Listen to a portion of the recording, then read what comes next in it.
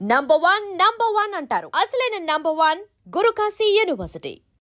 పక్కింటి పుల్ల కూర రుచి అంటారు తెలుసా మన ఆంధ్రాలో. అవును. పక్కింటి పుల్లకూర రుచి అంటే మన ఇంట్లో ఎంత టేస్టీ ఫుడ్ వండినా, ఎంత టేస్టీ కూరలు వండినా పక్కింటి కూర రుచి అని మన వాళ్ళు అంటారు.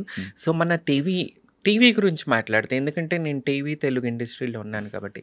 సో పక్కింటి పుల్ల రుచి అన్న టైప్లో కన్నడ వాళ్ళు నిండిపోయి మన అందమైన టాలెంట్ ఉన్న తెలుగు అమ్మాయిలకే ఛాన్సులు లేవు.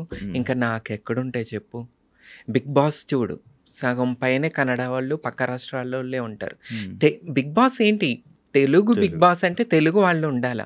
ఇప్పుడు బాలీవుడ్ ఉంది, అంత బాలీవుడ్ వాళ్ళు ఉంటారు. ఇప్పుడు నాకు హిందీ క్లారిటీగా వచ్చు, హిందీ అనర్గళంగా మాట్లాడతా, నాకు ఆ లెవెల్లో కంటెంట్ ఇవ్వగలను. కానీ నన్ను తీసుకుంటారు వాళ్ళు, తీసుకోరు. కానీ మన తెలుగులో బిగ్ బాస్లో సగం పైన కన్నడ వాళ్ళు, పక్క రాష్ట్రాల వాళ్ళు. టీవీ సీరియల్స్ చూసుకున్నా మొత్తం పక్క రాష్ట్ర వాళ్ళే, తెలుగు వాళ్ళకి లేదు. తెలుగు అమ్మాయిలకి అంత అందం ఉన్న అమ్మాయిలకి లేదు. ఇంకా నన్ను ఎవడు తీసుకుంటాడు చెప్పు శివ. అలాగే ఎందుకు, నీకు మంచి కంటెంట్ ఇస్తావు, కంటెంట్ ఇస్తాను, కానీ మన వాళ్ళకి పక్కింటి పుల్లు రుచి కాబట్టి మనది నచ్చదు అంతే. స్టార్టింగ్ ఒక మంచి టార్గెటింగ్, ఒక కాంట్రవర్సీ పాయింట్తో స్టార్ట్ చేసావు. తమన్నా అంటేనే కాంట్రవర్సీ. నిజాన్ని కుండ బద్దలు కొట్టినట్టు మాట్లాడతాను. ఎదుటివాడికి అది నచ్చను, నేను చాలా మందికి నచ్చను, నాకు తెలిసే విషయం. ఎందుకంటే నిజాలు మాట్లాడతా. అంటే వెన్న పూసినట్టు అహాహా అని నాటకాలు ఆడతాం నాకు రాదు. ఎందుకంటే స్క్రీన్ మీద నటించి బయట రియల్గా కూడా నటించడం ఐ కాంట్ అనమాట.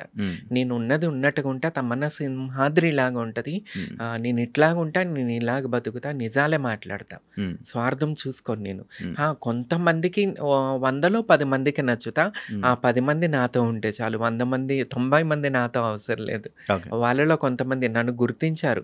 బిగ్ బాస్ వల్ల నేను చాలా బ్యాడ్ అయ్యా. ఏంటంటే నేను కాంట్రవర్షియల్ అయిపోయాను, దానివల్ల పబ్లిక్లో చాలా బ్యాడ్ అయిపోయాను. ఏంటంటే అది కూడా నేను ఏంటంటే నటించకండి, అది సీరియల్ కాదు, రియాలిటీగా ఉండాలి అన్న విధానంతో నేను వెళ్ళాను. నేను కొంతమంది నటన బయట తీసుకొచ్చాను. దానివల్ల నేను కాంట్రవర్షియల్ అయిపోయి బ్యాడ్ అయిపోయా. అయినా సరే నేనేంటో మెగాస్టార్ చిరంజీవి గారు గుర్తించారు. ఫినాలే అప్పుడు వచ్చి నా గురించి మాట్లాడారు.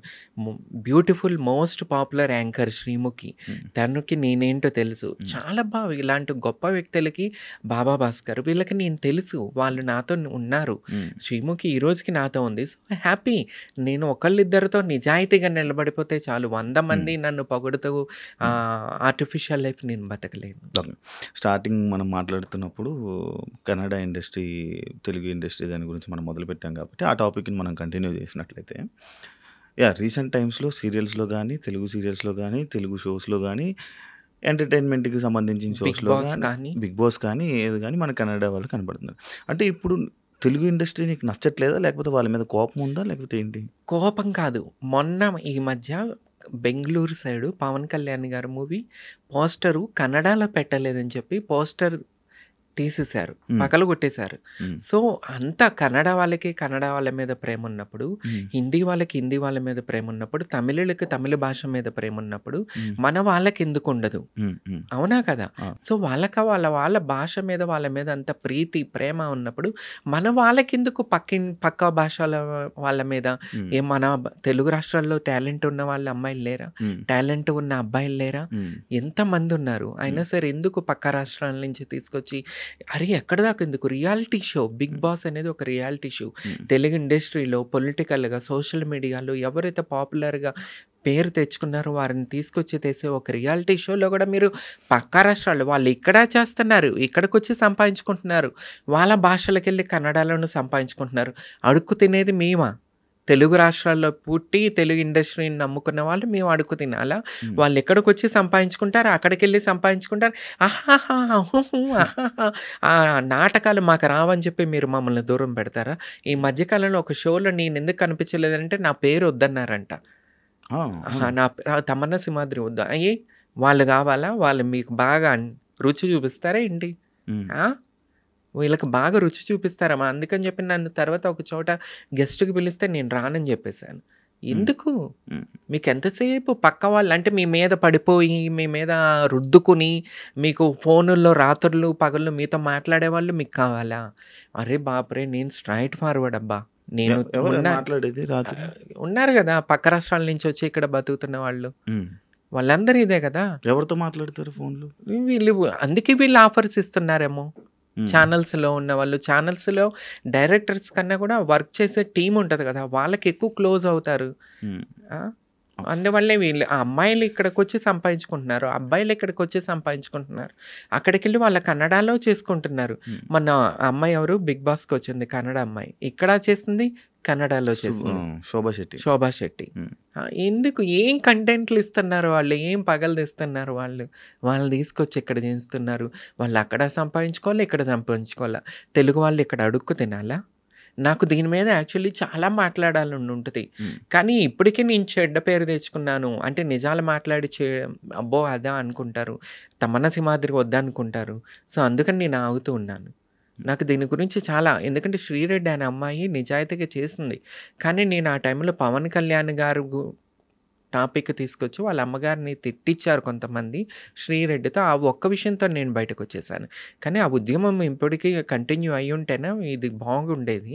కానీ ఎక్కడో ఆ ఉద్యమం నేను కంటిన్యూ చేయాలనుకుంటాను, కానీ మళ్ళీ ఎందుకో అరే ఇప్పటికే నేను బ్యాడ్ అయిపోయాను, మళ్ళీ ఇంకెందుకు బ్యాడ్ అవ్వటం అని చెప్పేసి ఆగుతూ ఉంటాను. అంటే నువ్వు ఇప్పుడు యాక్చువల్గా ఫైట్ చేసావు అనుకో కొంతమంది కన్నా, అదే ఏదైనా ఇప్పుడు మనం ఒక దాని గురించి మాట్లాడుతున్నాము, ఒక దాని గురించి ఫైట్ చేస్తున్నప్పుడు ఎందుకు మనం బ్యాడ్ అయిపోతున్నాం అని ఎందుకు ఆలోచిస్తున్నాం? అంటే నీకు బ్యాడ్ అయిపోతే ఏం లాస్ అవుతుంది? ఎందుకో మన తెలుగు ప్రజలు ఎస్పెషల్లీ ఆంధ్రప్రదేశ్ ప్రజలు, నేను ఆంధ్రదాన్ని, ఎక్కువ అబద్ధాలకి నాటకాలకి అట్రాక్ట్ అయిపోతారు. ఇప్పుడు బిగ్ బాస్ షో ఉంది, అది కూడా ఒక సీరియల్ లాగా నటిస్తున్నారు తప్ప రియల్గా ఎవరు ఉండట్లా. లాస్ట్ సీజన్ చూసుకున్నా, అంతకుముందు సీజన్ తీసుకున్నా, పల్లవ ప్రశాంత్ అనే వ్యక్తి, అతను ఏంటి అసలు మొత్తం నటనే కదా, ఏడుపులు యా అని ఏడుపుటు, సింపతి గేములు. ఆ సింపతికి ఏం ఆడుకోవటానికి మనం బిగ్ బాస్కి వెళ్తున్నామా? అరే అట్లా అనుకుంటే నేను కూడా అయ్యా నేను ఒక ట్రాన్స్ ఫీమేల్ అయ్యా, నాకు సపోర్ట్ కావాలని నేను అట్లా ఏడ్చుకుంటా, దండాలు పెట్టుకుంటా నటించలేదు. నేను ఒక కంటెంట్ ఇచ్చాను, ఎంటర్టైన్మెంట్. టీవీ చూడాలి జనాలు, ఒక కంటెంట్ అయిన ఇవ్వాలి, ఎంటర్టైన్మెంట్ చేయాలని ఒక ఎంటర్టైన్మెంట్లోకి వెళ్ళా. అది కూడా నేను కూడా ఏడ్చుకుంటూ నటించేసి ఒక సీరియల్ లాగా లేసన్ కానీ చేడ్చుకుంటే నేను కూడా టాప్ 5లో ఉండేదాన్ని. కానీ నేను ఒక మాట యాక్సెప్ట్ చేస్తాను, ఇంత మాటలు చెప్పినందుకు. రేటింగ్ టీఆర్పీకి సంబంధించింది అయితే నువ్వు ఎంటర్ అయ్యాక పెరిగిందబ్బా. సీజన్ 3లో నా కంటెంట్కి రేటింగ్ వేరే లెవెల్, కానీ పబ్లిక్ నువ్వు అది నటనని యాక్సెప్ట్ చేస్తున్నారు. ఇప్పుడు సీరియల్లో నటిస్తాం, సినిమాల్లో నటిస్తాం, బిగ్ బాస్లో కూడా నటించాలా, కంటెంట్ ఇవ్వాలా, ఎంటర్టైన్మెంట్ చేయాలా. నేను అన్ని రకాలుగా ఎంటర్టైన్మెంట్ చేశాను, అందుకని నన్ను పంపించేశారు ప్రజలు. ముందు మన ప్రజల మైండ్ సెట్ మారాలబ్బా. ప్రజలు చూసేవాళ్ళు మనం ఏం చూస్తున్నాం అనేది తెలుసుకుని చూస్తే బాగుంటుంది. వీళ్ళకి నటించే వాళ్ళే కావాలా, రియల్ లైఫ్లో కూడా నటించాలా.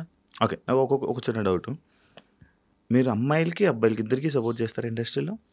నేను అంటే ఎవరికి ప్రతి ఒక్కరికి సపోర్ట్ చేస్తా.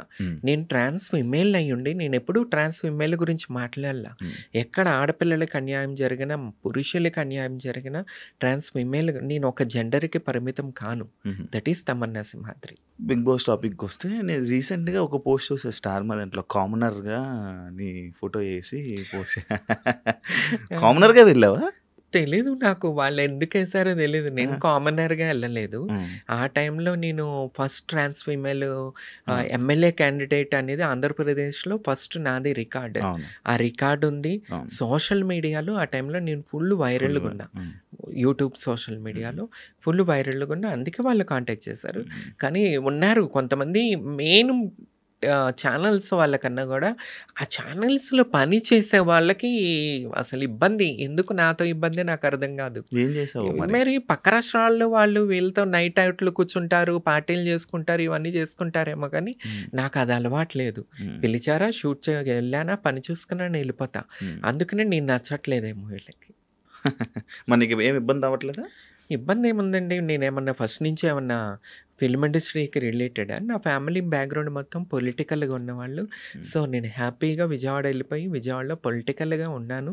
లాస్ట్ టైం కూడా నేను రామచంద్ర యాదవ్ గారు BCY పార్టీ అని స్థాపించి ఆ పార్టీ నుంచి నాకు ఎమ్మెల్యే టికెట్ పిలిచి మరి గౌరవించి మరి ఎమ్మెల్యే టికెట్ ఇవ్వటం అనేది చాలా హ్యాపీ. ఓట్లు అనేది అంటావా, మన ఆంధ్రప్రదేశ్లో ఎట్లా ఉందంటే ఓటుకు బీరుకి, డబ్బుకి, ఆటికి ఇంకా పవన్ కళ్యాణ్ గారు ఆ రోజుల్లో చెప్పారు. నేను ఇదన్నీ మార్పు తీసుకురావడానికి వస్తున్నానని చెప్పి. కానీ ఆయనే మారిపోయి ఆయన గూడా దానికే లొంగిపోయారు నాకు తెలిసి. ఎందుకంటే పవన్ కళ్యాణ్ గారు పొలిటికల్ లైఫ్‌లో స్టార్ట్ చేసినప్పుడు ఒక అప్లికేషన్ తీసుకొచ్చారు. నా ఆఫీస్‌కి వచ్చి అప్లికేషన్ ఫిలప్ చేసిన వాళ్ళలో నేను కొంతమందిని సెలెక్ట్ చేసి ఎమ్మెల్యే టికెట్ ఇస్తానని చెప్పి, ఎంపీ టికెట్స్ ఇస్తానని చెప్పి. అప్పుడు నేను కూడా వెళ్ళి ఒక ఫామ్ ఫిలప్ చేసి వచ్చాను. ఆటో డ్రైవరు రేపు ఎమ్మెల్యే కావాలా, ఒక పొలిటికల్ లీడర్ కావాలా, అది నాది ముఖ్య ఉద్దేశం అని చెప్పి ఆయన రాజకీయంలోకి వచ్చారు, పార్టీ స్థాపించారు. కానీ నెమ్మదిగా చూసుకుంటే ఆయన కూడా మారిపోయి ఆయన పార్టీని తీసుకెళ్ళిపోయి తెలుగుదేశంలో కలిపేసేయటం. తెలుగుదేశంకి సంబంధించిన వాళ్ళకే, తెలుగుదేశంలో ఎవరికైతే టికెట్లు రాలేదో వాళ్ళకి తీసుకొచ్చి జనసేన టికెట్లు ఇచ్చారు తప్ప, జనసేన జెండా పట్టుకుని వీధిలో తిరిగి సెన్సిటైజేషన్ చేసి పవన్ కళ్యాణ్ గారు ఆదర్శాలు ప్రజల్లోకి తీసుకెళ్ళిన వాళ్ళకి ఎవరికి టికెట్లు ఇవ్వలేదు. ఎందుకంటే అదే జెండా విజయవాడ సందుల్లో నేను పట్టుకుని తిరిగాను, గడప తిరిగాను ఒకప్పుడు 2019-18 టైంలో. ఆ టైంలో నాకు ఎంతోమంది పరిచయం అయి ఉన్నారు విజయవాడలో. వాళ్ళందరూ పవన్ కళ్యాణ్ గారు నమ్ముకుని, జనసేన పార్టీని నమ్ముకుని ఏడుస్తున్నారు. నేను ఇదే మాట్లాడాను ఆ మధ్య ఎలక్షన్ టైంలో.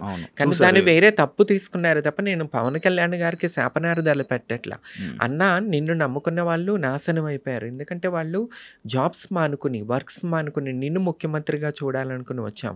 కానీ నువ్వు తీసుకెళ్ళిపోయి చంద్రబాబు నాయుడు గారు ముఖ్యమంత్రి కావాలని కోరుకోవటం ఇది చాలా తప్పు. ఎందుకంటే మా లాంటి వాళ్ళు కొంతమంది, కోట్ల మంది మిమ్మల్ని ముఖ్యమంత్రిగా చూడాలని చెప్పి, దీంట్లో ఒక సెల్ఫ్ ఉంది, స్వార్థం ఉంది. ఏంటంటే నా కులం కాపు, పవన్ కళ్యాణ్ గారు కాపు, మా కులపస్తుడు ఒకడు ముఖ్యమంత్రి కావాలని ఒక స్వార్థంతో మేము పగలు రాత్రులు కష్టపడ్డాం. శ్రీరెడ్డి కాస్ట్ ఫీలింగ్ ఉంది, కంపల్సరీ ఉంది నాకు. ఎందుకు ఉంది? నాకుంది.